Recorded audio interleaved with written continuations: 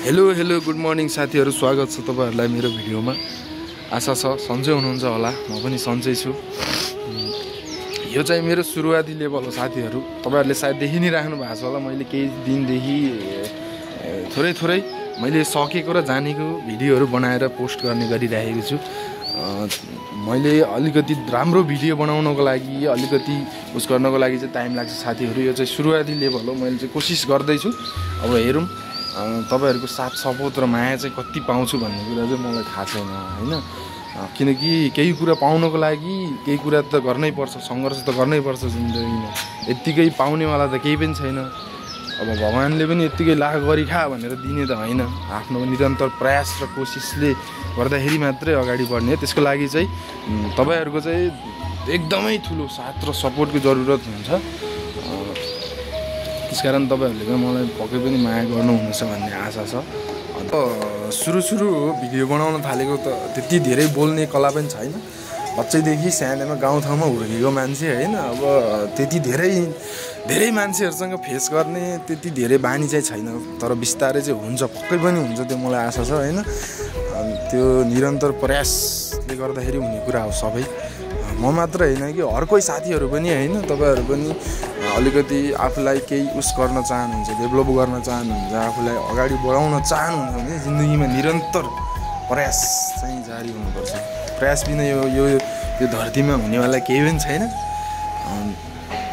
आफ्नो साथीभाइ अनि फ्यामिलीको सपोर्ट पनि हुनु पर्यो।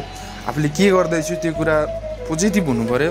मेन कुरो चाहिँ यो दुनियाँमा नेगेटिभ कामलाई सपोर्ट गर्ने भनेको चाहिँ नेगेटिभ मान्छेहरूले मात्रै हो। तर तपाईहरु पोजिटिभ गर्न खोज्नुहुन्छ भने तपाईले हर कोही मान्छेले सपोर्ट गरिरहेको हुन्छ, हर कोही मान्छेले माया गरिरहेको हुन्छ। त्यो कुरालाई चाहिँ ध्यानमा राख्नुपर्छ।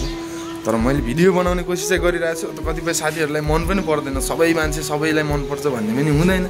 धेरै मान्छेहरु आउनु सक्नुहुन्छ, यहाँ बक्चुदी गरे यहाँ भन्ने मान्छेहरु नि हुनुहुन्छ।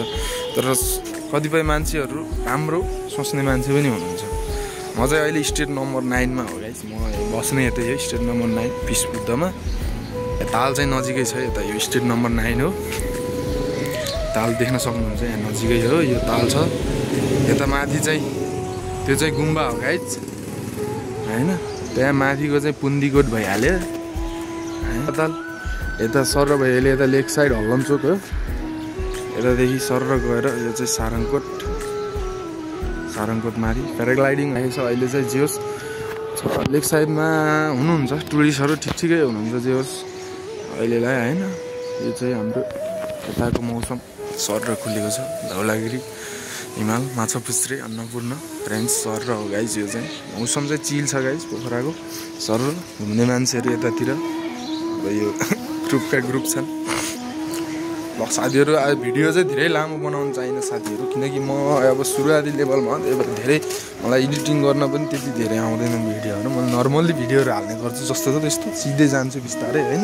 आशा छ तपाईहरुले मेरो यो भिडियोलाई चाहिँ मन पराउनु हुनेछ। तपाईहरुको साथ र सपोर्ट चाहिँ मैले पाउनु नै छु भन्ने चाहिँ एकदम ठुलो आशा राखेको छु। हस्, धन्यवाद। अब गुड डे सबजनालाई।